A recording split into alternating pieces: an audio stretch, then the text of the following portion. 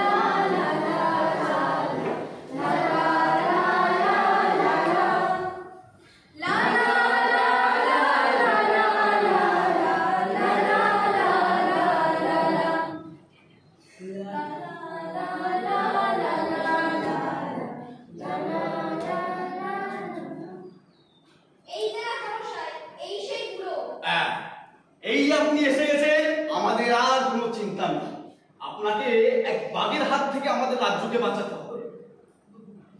বাঘ, সে এক মানুষ খেকো বাঘ। সে রাজ্যের কোনো জায়গায় ছাগল খাচ্ছে, কোনো জায়গায় গরু খাচ্ছে, কোনো জায়গায় গরুর মালিককেও খাচ্ছে। আপনাকে রক্ষা করতে হবে আমাদের ওই বাঘের থেকে। আমি মানুষ কি বাবা? হ্যাঁ, আপনি পাগল, হাতি এরকম মারতে পারছেন, বাঘ তো আপনার কাছে কিছুই না। না বুকে যান যান, বাঘ মারার জন্য প্রস্তুতি নিন, যান। এই তোমার ছেড়ে দিয়ে আসো।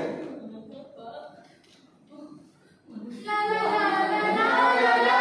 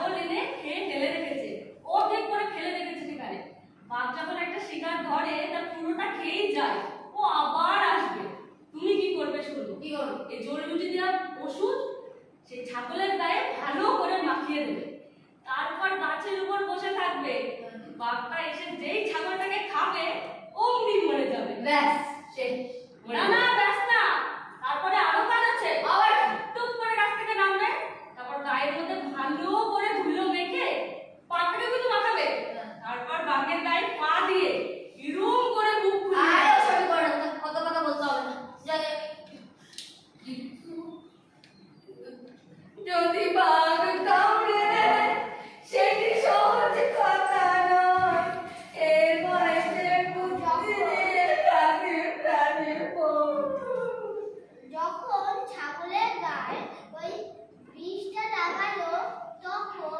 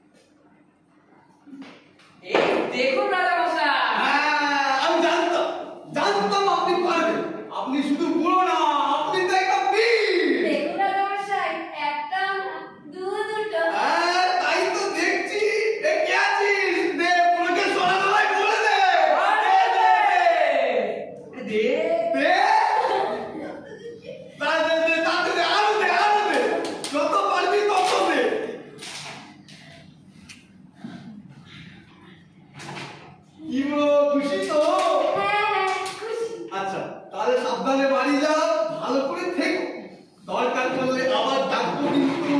বলছি এসব দরকার ছাড়া অন্য কোনো দরকার, যেমন কিনা প্রীতি ভোজ কিংবা আপনার ছেলের জন্মদিন অথবা রানীমার বিবাহ বার্ষিকীতেও আরে ডাকে। হ্যাঁ, তার ডাকবো। তুমি এখন ভালো মতো বাড়ি যাও। দেখো তুমি পুরোকে ছেড়ে আসো, যাও।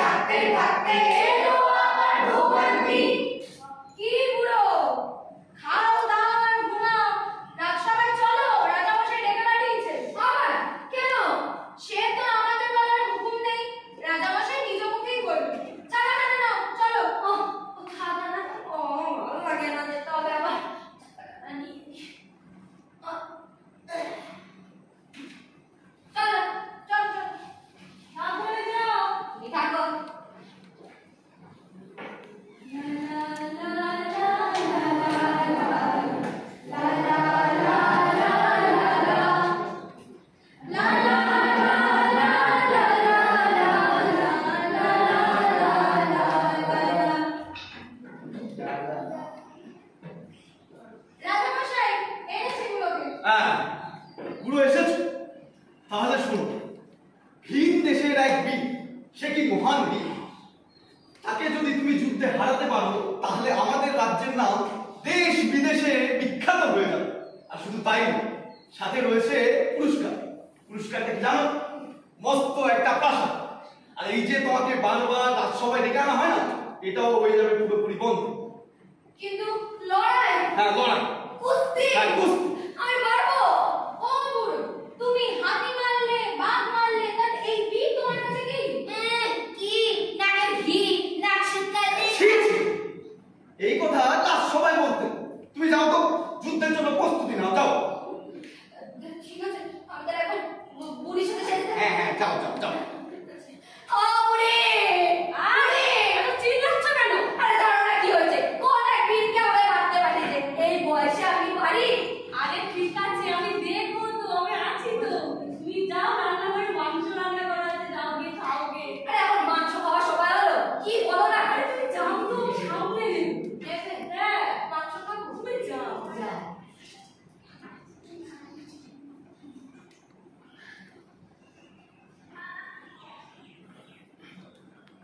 তুমি বাবা খুব বীর, তাই না? লোকে তো তাই বলে। কিন্তু তুমি তো জিততে পারবে না বাবা। জিততে পারবে না? জিততে পারবে না কেন? শুনুন, আজ পর্যন্ত আমি কারোর কাছে হারিনি। তুমি যত যাই করো না কেন, তোমার কাছে তো পিঠে নেই। পিঠে? কিসের পিঠে? বল বলবর্ধক পিঠে বাবা, বলবর্ধক পিঠে। সে পিঠে পুরো রোজ খায়। এমনি এমনি কি আর হাতি বাঘ মারে? সে তো পিঠে মারে। তাহলে তো খুব মান সম্মানের ব্যাপার। তুমি যদি চাও আমি দুটো পিঠে চুরি করে এনে দিতে পারি তোমার জন্য। তবে চারটে স্বর্ণ মুদ্রা লাগবে। তবে একটা কথা বাবা, ওই পিঠে কিন্তু লড়াইয়ের আগেই খেও, তাহলে কিন্তু কাজ দেবে না। সে নয়, ঠিক আছে, তুমি নিয়ে আসো, পেয়ে যাবে চারটে সময়। আর চাচ্ছি বাবা। যাক, সমস্যা মিটলো। এবার আমাকে কেউ হারাতেই পারবে না। এই নাও বাবা পিঠে। পিঠে তো দিল, কিন্তু যে দুর্বল হওয়ার ঝিমিয়ে পড়বে যে। ওমা, ঝিমিয়ে পড়বে মানে? সে কি, ঝিমিয়ে পড়লে তো বীর হেরে যাবে। এ মা, হেরে গেলে যে বীর হেরে যাবে, তাহলে কি পুরো জিতে যাবে? একটা গোটা রাজরাজ চালাতে হবে। চলো আমরা লড়াই করি।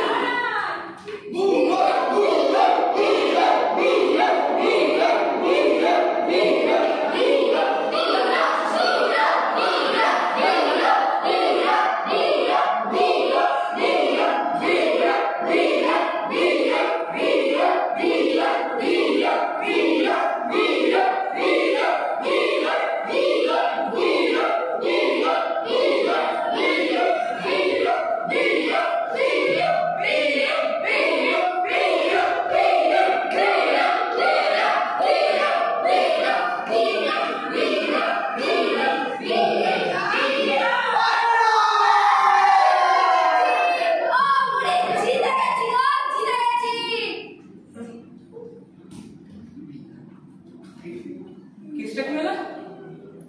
পিঠেটা তো উল্টো কাজ করলো। যে আমাকে পিঠে খাওয়ালো সে কে? চিনতে পারলে না? সেই তো ওই বুড়োর বুড়ি। কি বুদ্ধি, কি বুদ্ধি। আচ্ছা, তাহলে এই ব্যাপার। পিঠে খাইয়ে দুর্বল বানানো। দেখো